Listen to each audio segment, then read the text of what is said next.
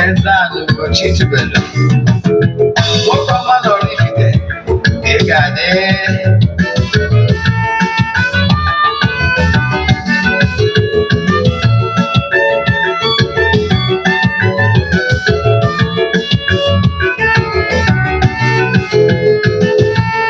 Ọdịnala bụ eziokwu, ọdịnala bụ ụzọ ndụ. Ịma na o nwere olu na-eti mkpu na-asị ụmụ Igbo chigharịa, ụmụ Igbo chigharịa. Kwa mbọsị ọ na-eti, ụtụtụ na abalị ọ nọ na nkuzi. Eze-Ana, Eze-Ana Ugochitubelu, onye ọma na Oraifite, onye mgbasa ozi, ozi ọma ọdịnala gaba n'ihu. Eze-Ana Ugochitubelu, onye mmanya ji eme ọnụ. Ọdịnala bụ ụzọ ndụ gaba n'ihu.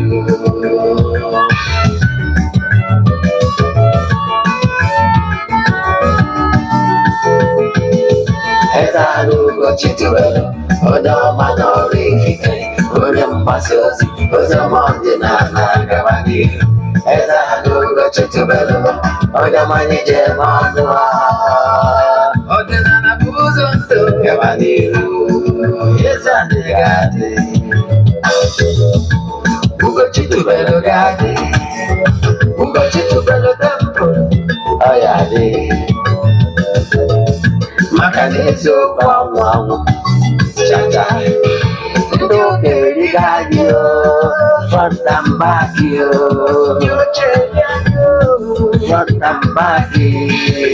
Kajasị gara aga ọrụ ụmụ Igbo si anyị rapụ nke anyị na nke maka mma bụrụ Baịbụl bịa, akwụkwọ akụkọ obodo ga-abịa. Mana Ugochitubelu ekwenye ekwe, Eze-Ana si na ọma mme ọdịnala ọma nwụchacha. Oge ọbụla ọ na-eti, ọ nọ na nkuzi. Chukwu abịama gbara ume, ọdịnala ya adịghị. Ọtụtụ ọma na ụmụ ọdịnala Igbo, anyị abịakwanụ n'oge awa nke eziokwu, oge anyị ji awa eziokwu niile agba. Ụzọ egwu na-abụghị nụrụ bifo anyị malite n'oge awa nke eziokwu nke ụbọchị taa belongs to Ugochitubelu Ọdịnala Temple. Egwu anyị ji ewulite obi nke belong to the temple, so we have all the rights to those musics. Yes, ndị na-esobu n'oge tegori aka, mana nya bụ egwu mgbasa ozi nke izi bụ ụzọ wee nụ. Nke ahụ abụ nwelu 9 tracks nke egwu belong to the temple. So egwu anyị ji abata before my good friend legend Stanley Okolie releaseela anyị this second one. Eze-Ana Ugochitubelu Oraifite ji abatazi n'egwu now. So all the music, we have all the rights. So Facebook already take good note before. Then ka anyị gaba n'iru n'isiokwu anyị ji bịa n'ụbọchị taa. Isiokwu anyị ji bịa n'ụbọchị taa bụ why some olummiri fails part 2. Anyị kwuru part 1, mana taa kita anyị bịara ime live na Facebook. Anyị nọ live, then YouTube anyị post kwa the lecture. Mana isiokwu anyị ji bịa taa bụ ekenego m ndị niile sonyela anyị all over the globe, ndị niile nọ under the influence of my voice. Ekwu na chitata bụ nkwọ ga-akwọtara unu ihe ọma ma kwọpụrụ unu ihe ọjọọ, na onye chụbara unu ga-ada, onye checha ihe ọjọọ ya eme unu nọ ya eme onwe ya, maka na ejiri ọnwa adịbe eme mgbọrọgwụ. Maka na chi anyị na-efewu chi nke pụrụ ime ihe niile, onye nwa karịsịa karịsịa. ya na mmụọ ọbụla adịghị ama aka. Tochukwu oke karịrị ajọ mmụọ ọbụla. Ịghọtara ya? Ise. So n'ụbọchị tata ihe m chọrọ ịkọwa bụ ọ bụrụ na watch bụ part 1 of this lecture, ọ ga-adị short, just 20 minutes, mana m mega straight to the point. Ọ bụrụ na watch bụ part 1, were ọsọ were ije gaa watch ya part 1 na YouTube channel or my Facebook page. Anyị kwuru na ndị mmiri nke mbụgolo bụ na ha bụ ndị obiọma. Ọ benevolent spirit ka ha bụ mmụọ na-eweta ihe ọma. Ihe niile gbasara mmiri bụ ihe ọma. Agwara m gị na mmiri bụ ndụ, na mmiri adịghị enwekwa ilo. So ndị mmiri bụ unifier. But without water you can't do anything. Ịghọtara ya? I wee gwa gị na the elemental beings that in charge of water bụ the mermaids and the water sprite etc. So mana ihe anyị chọrọ ịkọwara gị bụ na ha bụ ndị obiọma. Ha dị eji ebe ọ na-ata arụ kama na ndị mmadụ maka na eriri ndị be anyị eri. So ndị be anyị aghọtara na ndị mmiri a na-ekwu maka ha bụ ndị obiọma, maka na ndị ụka bịa wee condemn mmụọ ihe niile gbasara ọdịnala anyị. Mana yet ha na-ejekwa na mmiri jee activate ya so many things, werekwa ike dị na mmiri wee lụọ ọrụ. Echefukwana John onye na-eme baptizim, ọ na-akpọrọ ndị mmadụ na-eje na mmiri na activate ike nke ndị mmiri.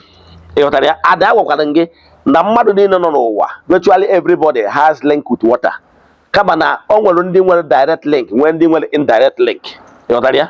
So ọ na-eje ebe ọ nọ ma ike dị na mmiri, na-eje ebe a je na activate ike dị na mmiri nke a gwụrụ n'ọnya bụ baptizim ahụ o mere Jizọs ndị ụka ọbịa na mmiri Betsaida, activatri ozu ya wee bido.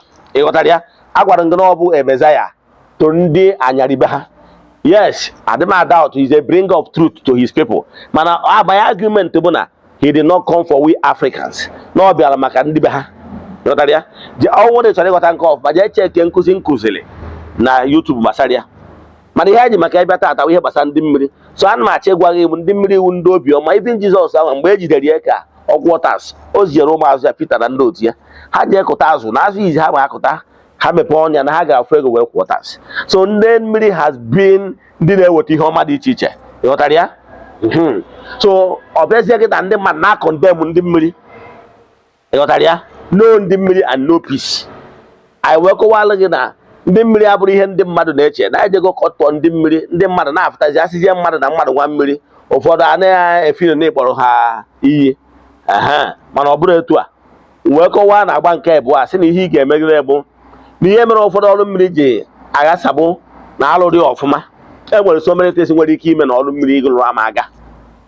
Nke mbụ wee gụnye sị na nke mbụ na ọtụtụ ndị mmadụ na-ahapụ isi gwọbara ike ajụ mmiri nna a na-akpa na ana wee kpaa n'ọfọ. Na ọrụ mmiri abụrụ ihe izi ị ga-ebu ụzọ gbanyebe na ya as a new convert na chigata to his root or her root n'ọdịnala. Ihe izi ị ga-ebugoro ụzọ wee mee wee gwara m ụlọ n'ọwa afa ma ọ consultation. Agwara m ụnụ na consultation can come in many forms. Gwakwa gị na onye akpọrọ ọrụ ugbo onye akpọrọ ọrụ, weda ma onye ahụ ọ na-arụ n'ụka ma ọ na-arụ n'ọdịnala. Mana ihe dị mkpa bụ na ọ bụrụ na ezie gị ozi, example, ọ bụrụ na ịbụ onye alụ ma ọ bụ ụchụ dị n'ụzọ gị n'ụdị ọ bụla esisi gị ya, weda ma ọ bụ n'afa or through other form of consultation. Now na ihe izi kwesịrị ibu ụzọ mee bụ 1, i burugoro ụzọ south kpụọ alụ dị n'ụzọ gị ka ị wee tozuo oke ịnọ in good terms with mmụọ.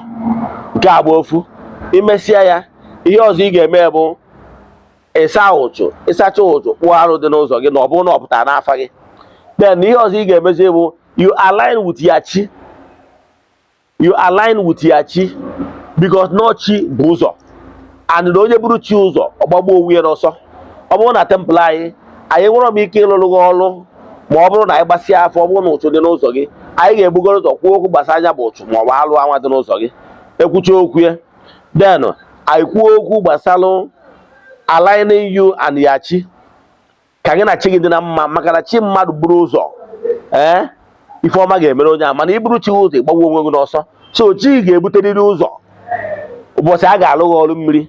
Onye agbata na-ekwesịrị ibu ụzọ mee ihe gbasara chi gị before ị na-aga ịlụ ọrụ mmiri. Ịghọtara ya? Maka na chi ga-adịrịrị involved. So know it and know peace. ejekwana asị ka ije lụọ ọrụ mmiri na ebe ụzọ align with ya spiritual forces gbugodu chi gị bụ mbụ na mbụ, maka na chi gị bụ ụzọ align chaa ya bifo ikwubezi okwu ije lụọ ọrụ mmiri.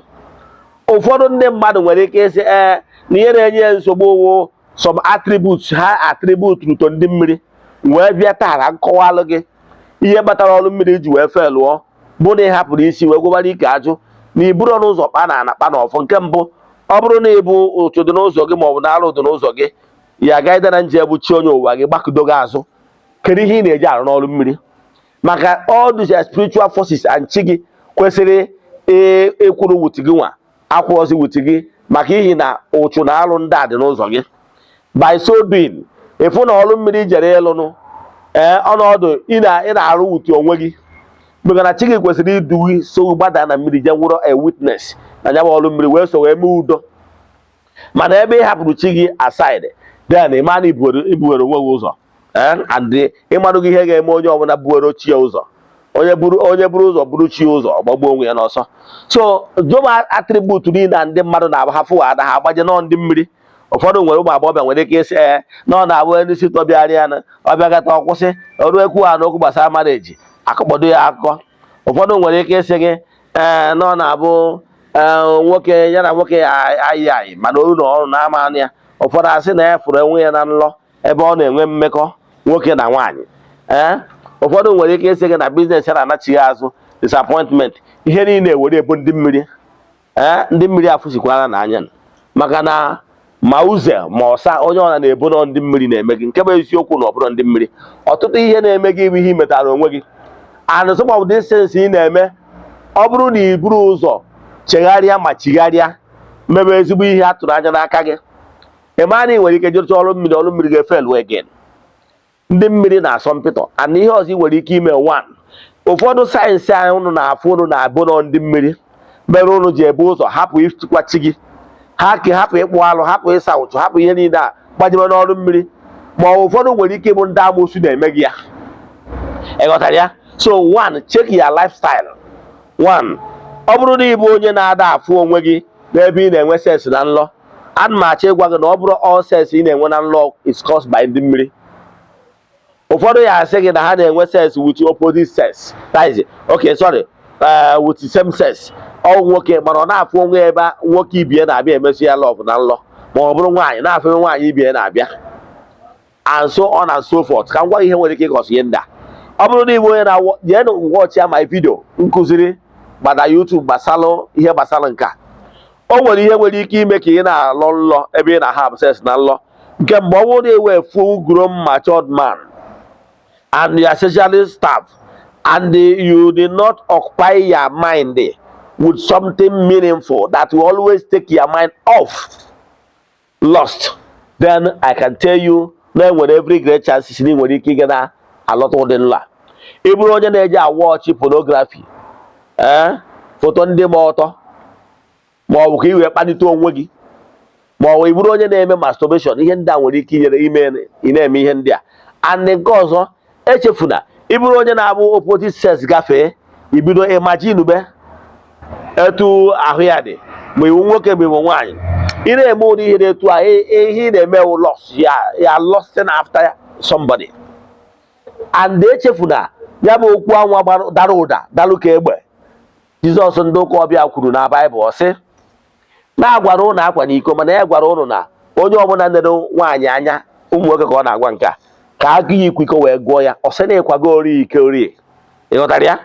So looking lustfully to opposite sex bugolu impure act. So o nwere ike ibutere impure act. And our mind is like photocopier machine. Our mind is like photocopier machine. So our mind keep on photocopying whatever we have passed through in life, whatever that is within our thoughts. So ọ bụrụ na our mind photocopy chaya, oluzie n'abalị obido play ebe. So if you want to always have a clean sleep, always occupy your mind with something very sweet, something of great value, something spiritual. Echefuna, mgbe ọbụla eche na kpụra, chee maka ihe nke mmụọ. If you don't know what to do, watch my video. After watching my video, you can sleep off. I can tell you remember to the dream man. So here occupying your mind will have a way not get play than law. So I can tell you that some of the 90% of here in a lot of law, the miracle had run ya, no their lifestyle. Because ọ bụrụ na ịbụ onye na-alaiki gbu nwoke na nwoke inwe mmekọ ma nwaanyị na nwaanyị inwe mmekọ n'ihi na-adị involve na ya, ọ ya attract ihe a na-akpọ akara oghere. Enwere akara oghere ndị mmiri, nwa akara oghere ndị Ezeana. Those are negative vibes, and once you are living such life, enwere every tendency na ha ya abịakwa na nlọ. Ịfụ ka nwaanyị ibe gị na-eme advances na nlọ ma nwoke ibe gị, ịghọtara ya.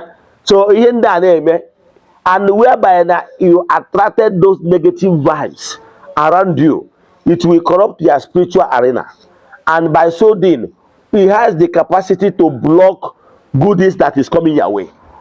So if you don't like those negative things happening, or your contract, your good thing, your good deal you are having at hand to spoil, you have to remain in the state of grace.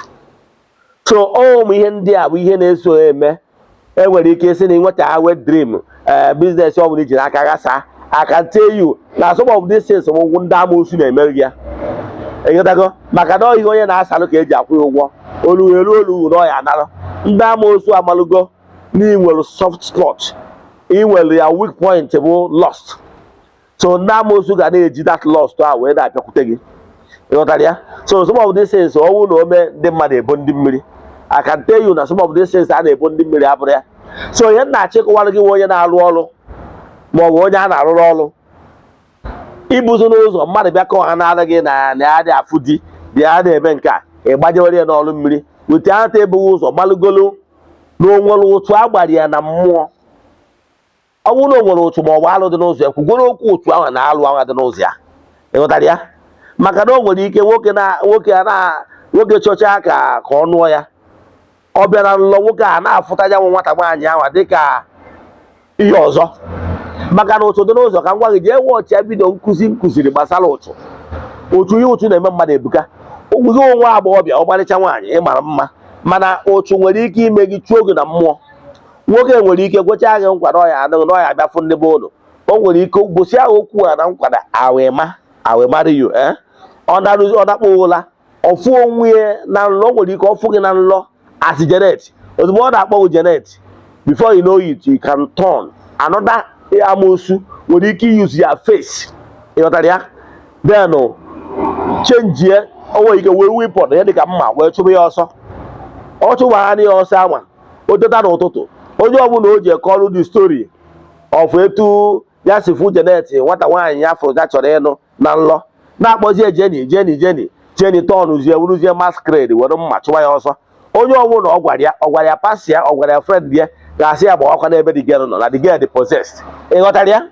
Echi igbo ya ndị mmiri, mana actually ọ ndị amoosu. Ịghọtara ya? Eji sewere ya consult afa mmiri. O nwere ike ihe nna-achị gwa na some of the marriage crash elu nwere ike isefụ ịbụ ụmụazị igburu n'afọ, ụmụazị igburu through abortion. Ụmụazị a nwere ike ha bezie ha na-ataghị amoosu. O nwezie ka ị na-achọzie ka eje lụọ di ka ị nwere ebe aṅụrị, ha ebezie were amoosu na-ata gị. Enwere ike ha dọkọtazie abịa gosi nwoke ahụ pichọ gị ma ọ bụ imeji gị na nlọ ebe iji mma na-achụ ya nwoke ka ị gbuo. Nke bụ ọpụta echi ọ ya akpọchi na fon, ịkpọ ya na fon ọma epik, nwanne echi ọ gwa gị na ya adọchi interested na the marriage. Eyibo ya ndị mmiri.